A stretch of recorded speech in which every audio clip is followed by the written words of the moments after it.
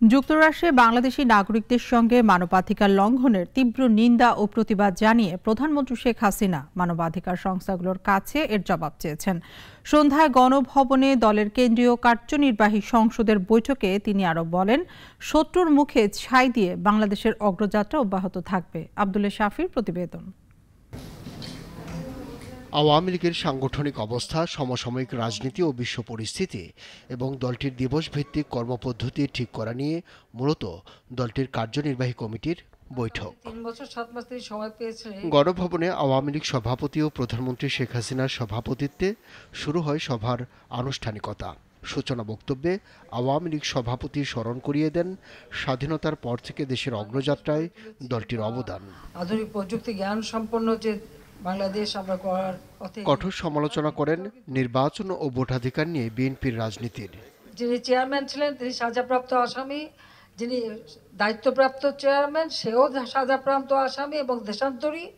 আমরা ডিজিটাল বাংলাদেশ করেছি যে সেই সুবাদে সারাক্ষণ অনলাইনে শুধু নির্দেশ দেয় এবং সেই সিদ্ধান্তেরও ঠিক ঠিকানা নাই। আজকে এরে বহিষ্কার করে, কালকে আবার তারে দলে বিদায় নেয়, কালকে আবার ওরে বহিষ্কার করে, তাকে দল বিদায় নেয়। তাদের কোনো সিদ্ধান্ত নেই। আর নির্বাচন করবে না আমাদের অধীনে। আমাদের অধীনে নির্বাচন নিয়ে প্রশ্ন তোলার কে? তারা যাদের জন্মই হয়েছে ভোট চুরির মধ্য দিয়ে, তারা আবার প্রশ্ন করে কিভাবে?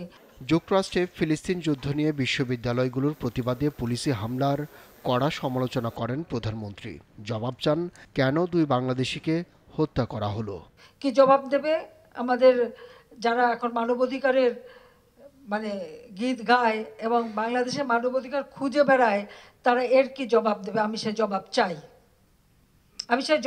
সেই মানবাধিকার সংস্থা, জাস্টিস ডিপার্টমেন্ট বা যারা আমাদের স্যাংশন দেয়, যারা আমাদের উপরে খবরদারি করে, তাদের কাছে আমার জবাব চাই আমি, যে আমার বাঙালি কেন মারা যাবে? ওরকম ছোট্ট একটা অপ্রাপ্ত বয়স্ক শিশু মায়ের কোল থেকে নিয়ে তাকে গুলি করে হত্যা করা, প্রফেসরদের উপরে এরকম জুলুম করা। সরকার প্রধান বলেন, বুদ্ধিজীবী ও ষড়যন্ত্রকারীদের অপপ্রচার ও সমালোচনা এখনো চলমান, তবে তাদের মুখে ছাই দিয়ে দেশের উন্নয়ন অগ্রযাত্রা অব্যাহত থাকবে। গিবাদ গাচ্ছে এবং বাংলাদেশের বিরুদ্ধে অপপ্রচার চালাচ্ছে। আব্দুল্লাহ শাফি, নাগরিক, ঢাকা। ওয়ালটন ফ্রিজ কিনে অনেকের মতো আপনিও হয়ে যেতে পারেন মিলেনিয়াল। সেরা পণ্যের সেরা অফার।